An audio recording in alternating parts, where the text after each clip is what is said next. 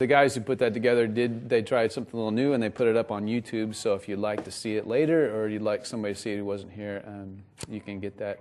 I think, can they just do a search on YouTube, or you can certainly send an email to the church and we can send you the link. So if that's something that you'd like. Hey, before we get started, would you grab the bulletin that you got when you came in?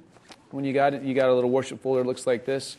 I'm not going to read it right now, but I do want to highlight something, and that is the third page. It's a short page. It tears off. It's perforated. I would like to encourage you. You see on one side it's a little darker than the other side. On the top it says Discovery Connect. If you'd be so kind to fill that out. Let us know this morning that you were here. You see at the bottom there's a place for your name, address, and telephone number. We'd love to know you're here. We'd like to get you some more information about Discovery. We're real careful with the information you give us. As I promise every week, I'm not going to show up at your doorstep unannounced. There is a chance today that if me and the kids mess up Mother's Day meal, I may be looking for some help. So that's a joke. There ain't no way we're going to mess that thing up. Pizza, that's right. We're all going out for Arby's for Mother's Day. So seriously, if you would fill this out, let us know you're here. You can turn in by dropping in one of the wooden offering boxes in the back. You can also curl it up and put it in the cup holder in front of you, and we'll pick it up after the service is over. There was a young mom walking along one day with her 4-year-old little daughter. And if you've had a 4-year-old daughter, you'll know a little bit about them, that they're sort of curious. And as the mom and the daughter were just pleasantly walking along, the 4-year-old daughter spots something on the ground. And so as they get closer, she sees it, and she picks it up real quickly, begins to look it over. And as 4-year-old daughters typically do, fill in the blank. Yes, begins to put it in the mouth. Now, this is a young mom. This is her first child. And had it been the fourth child, the mom would have said, sweet, eat up, a little bit better on the budget. But, a new mom immediately just, is completely horrified and reaches out. And just before the little 4-year-old sticks it in the mouth, puts her hand and stops this horrible tragedy from taking place and grabs this little item from her daughter. And her daughter says, Mom, why?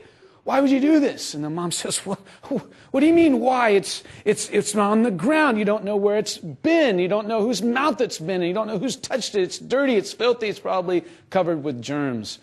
And the little 4-year-old daughter just looks up. Wow. How do you know all this stuff? And the mom, now somewhat amused, also thinking on her feet, quickly rattles out, says, well, all moms know this stuff. It's just part of the gig. In fact, we had to know it to pass the mommy test. If you couldn't pass the mommy test, you can't be a mommy. And then the 4-year-old's like, oh, sweet. They begin walking along. The mom, feeling somewhat proud of herself that on her feet she thought of such a great answer, and quickly dealt with one of those horrible whys and hows that 4-year-olds have all the time. You know what I'm talking about? You have a 4-year-old, it's just a stream of why, what, how, when, etc., etc.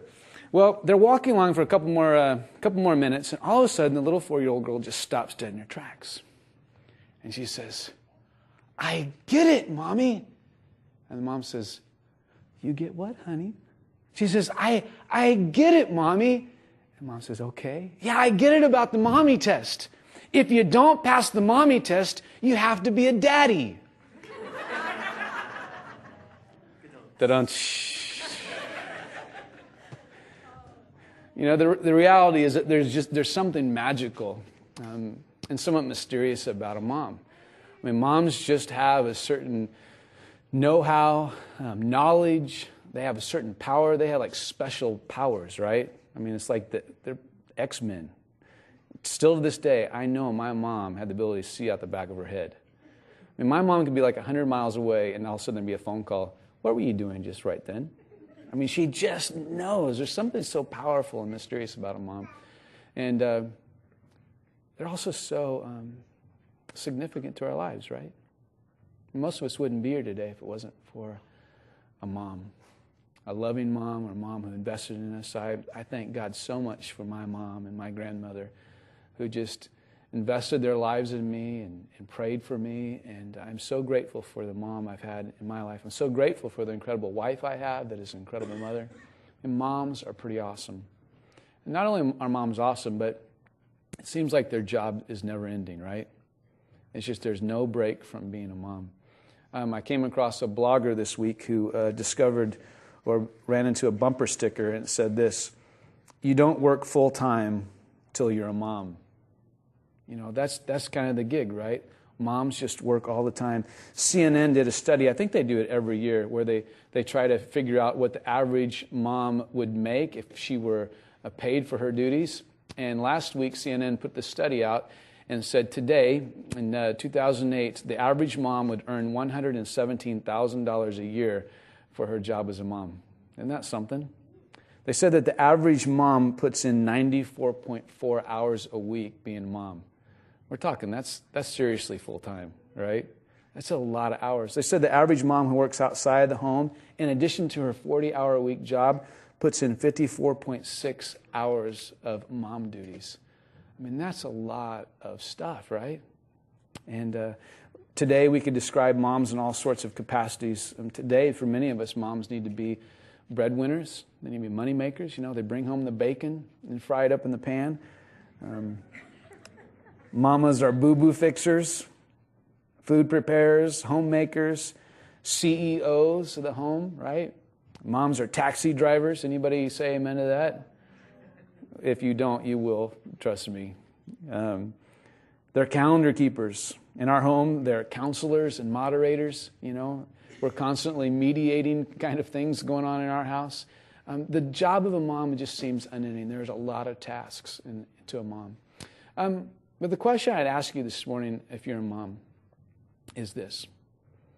Of all the things that you do, and we all recognize in this room that you do a lot, there's a lot on your plate. Of all the things that you do every week, which ones of the things really matter? I mean, the stuff that you're investing your time in, what would you say is really making a difference? And if you know those things, are you really investing appropriately in those things? I mean, what is the real work of being a mom? I mean, if you had to boil it all down, what's the real work of being a mom? I looked up in the dictionary. I'm fond of the dictionary. There's like cool stuff in there. You can find, there's words.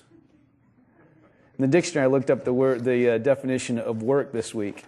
And it was quite different than what I expected. You know, for most of us, I don't know about you, but for me, most of my life, the definition of work has been something like this: a place you clock in, you work for somebody you don't like, doing something that you don't like to do, and you hope in the end they'll pay you. I mean, for me, that's been sort of the definition of work.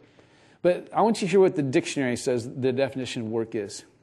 It says work is activity involving mental or physical effort done in order to achieve a purpose or a result. Man, talk about a weird definition of work, right? Doing something with your life that's actually achieving a purpose. What is it, moms, that you do week in and week out that are achieving a greater purpose? What is it about your week that's achieving something eternal? Now, honestly, today's talk is not just for moms. It's for all of us. I mean, think of it. Throughout the week, what is it that you do that really matters? Men, women, all of us. What is it that you do every week that really matters? What is the real work? What is achieving a real purpose, a real outcome? What are you doing that's eternal? We've been walking through this book of Esther. It's a great Old Testament book. The book is written around this beautiful lady named Esther. And I want to talk about her this morning because I think that Esther discovers and lives real work. I think that she discovers what really living is all about and what it is. If you had to boil it all down in life, what should a person be about that will achieve an actual purpose and result in their life? Let me give you a little background about Esther. She was an Israelite. You would call him Jew. She's Jewish. If you happened to be living in Esther's time and you wanted to find out where Israel was, and you opened up your browser and went to Google Maps and you Googled Israel, you couldn't find it. You'd type it again. Did I misspell that? And you'd look all over it. You couldn't find Israel because the nation of Israel has been totally annihilated. A foreign enemy